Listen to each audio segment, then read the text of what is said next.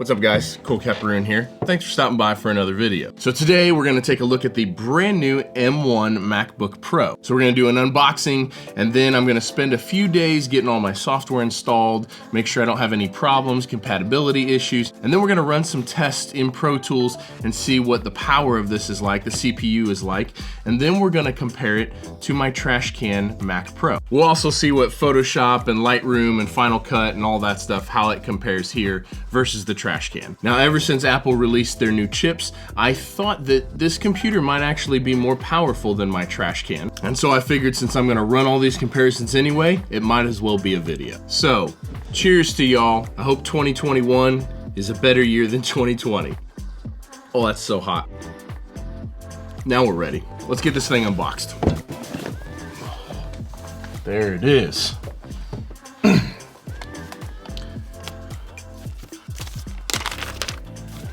It's just always so satisfying. So there she is. That is such a small, sleek, wonderful design. This is basically the same body as the previous generation.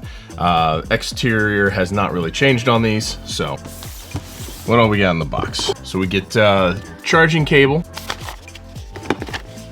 Apple stickers, manual, paperwork. Nobody cares about that. Nobody does anything with that.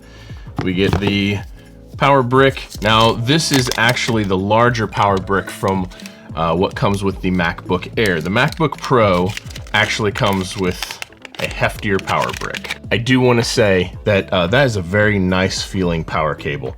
Apple is not exactly known for their power cables, but this feels really nice and it feels really thick and durable. Big fan of that. That's awesome.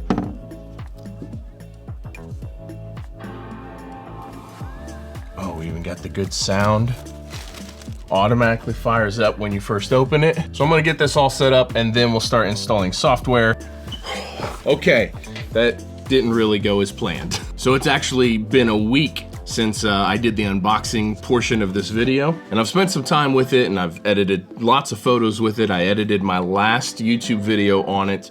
I've got Pro Tools installed and up and running. However, for anyone that's considering this, I want to make something very, very clear here. Make sure you look at all your software that you're gonna use, all your plugins, your DAW. Make sure you double check all of that stuff, that it's compatible with not just Big Sur, but that it's compatible with the new M1 Max. So luckily, Apple was forward enough thinking to include a software they designed called Rosetta. It's kind of a workaround for software that is not yet optimized and ready for the M1 Max. However, there are still some software that I use that is just literally not compatible, one of which being the UAD software. UAD is compatible with Big Sur, but it is not compatible with the M1 Max. Now, there's been reports of people saying that Pro Tools wouldn't run.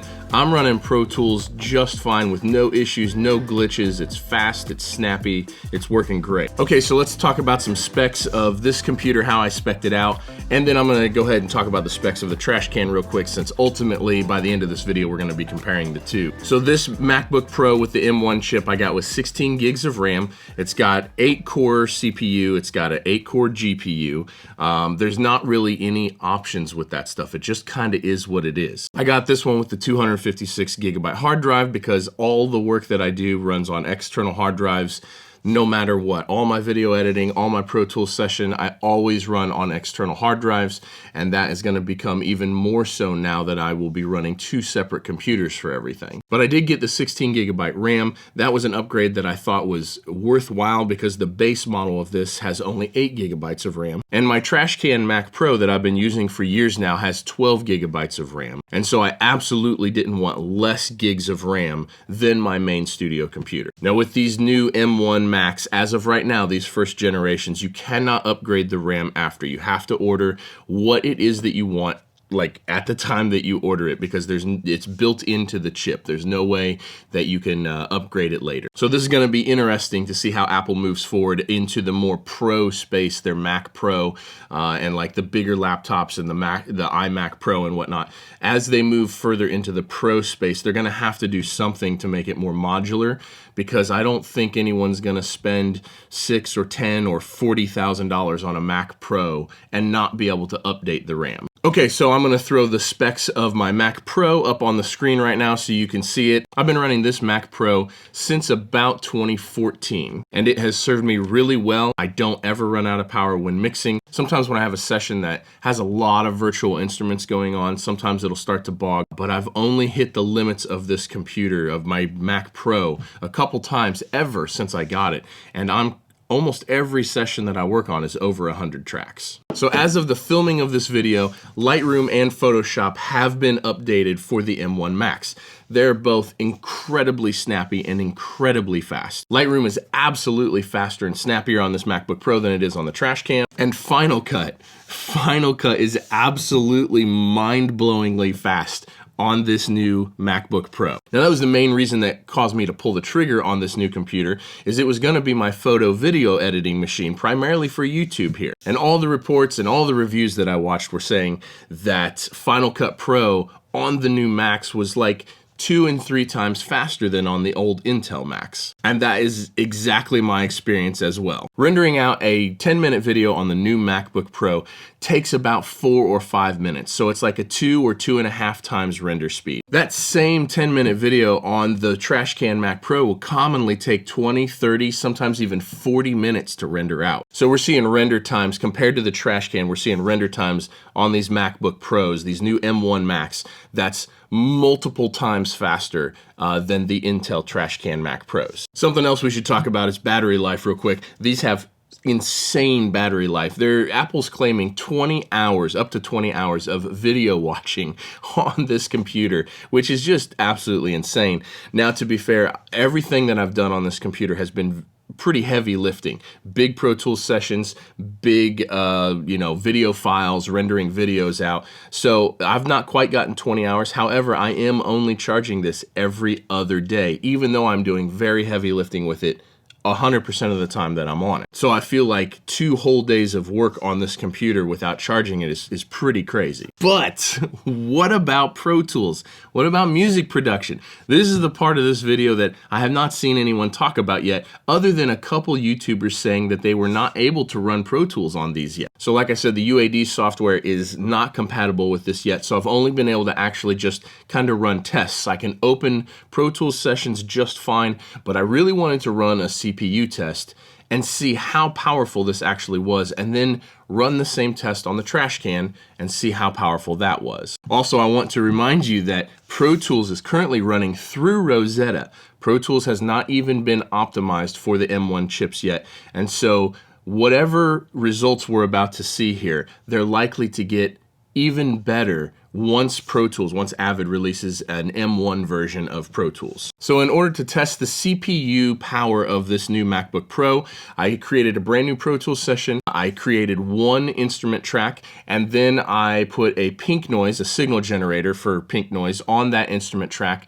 And then I created 126 audio tracks, mono audio tracks. And then I set the output of that instrument track playing the pink noise and the inputs of all 126 audio tracks, so that way I could record actual audio from the instrument track to all 126 audio tracks simultaneously. And it did this without a glitch. It recorded 126 tracks of audio without a glitch at all. Did not slow down whatsoever. So now what this gave me is 126 tracks of actual audio to play around with and to process, and then run a test with the activity monitor and see how much CPU usage we were using. So once I had all my audio recorded out, so that way I had actual audio to play with, like a real big session, then I started putting plugins on every channel. Now, I did use all stock Pro Tools plugins for a couple reasons. One, I wanted this test to be repeatable for all of you, so you could use your own rig, whatever it is,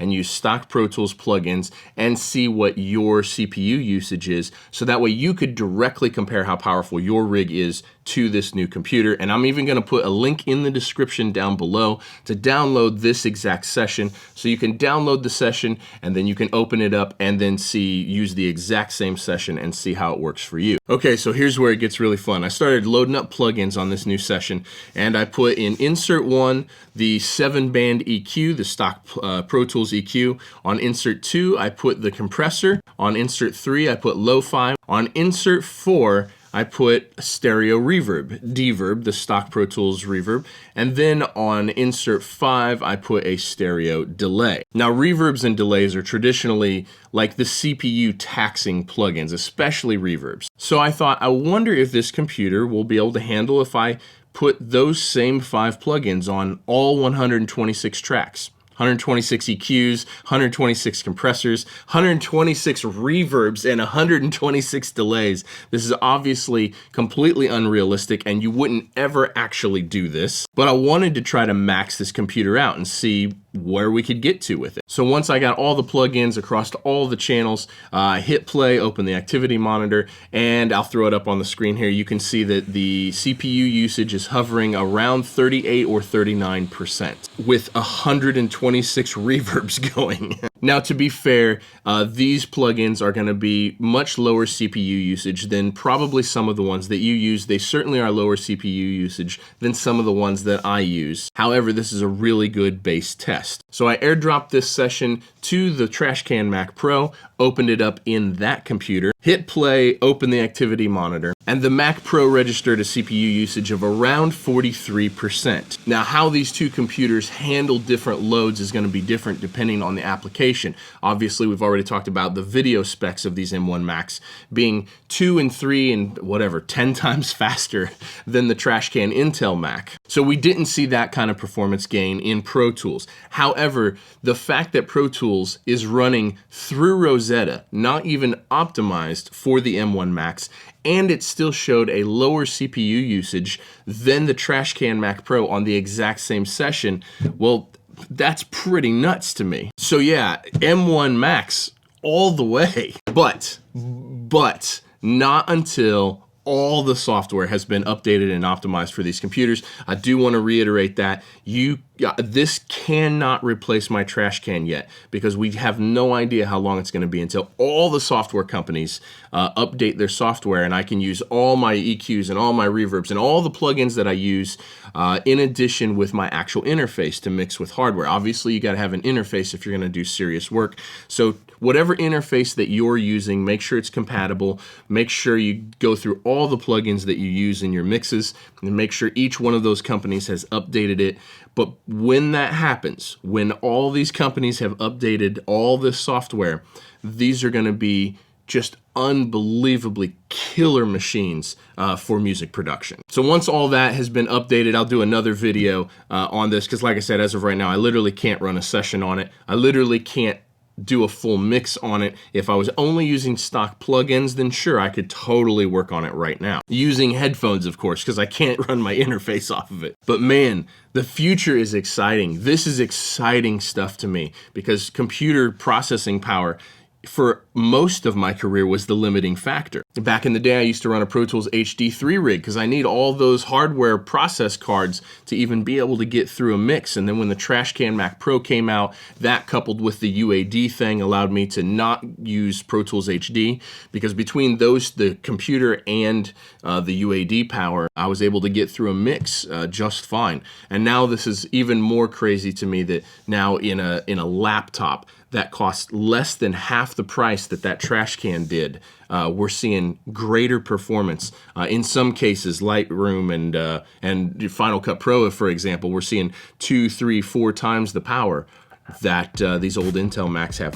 That's crazy. The future is exciting, guys. This is a great way to go into 2021. If you guys have any questions about this, drop them below and I'll try to answer all the questions. But don't forget to subscribe and hit the bell, and give me a thumbs up on this video. I'm gonna be posting more frequent updates on this and all kinds of other music related stuff on my Instagram, so don't forget to follow me on Instagram at Colt Capperrune. Again, links in the description to download the session, and links in the description for all kinds of other stuff, all the gear that I use.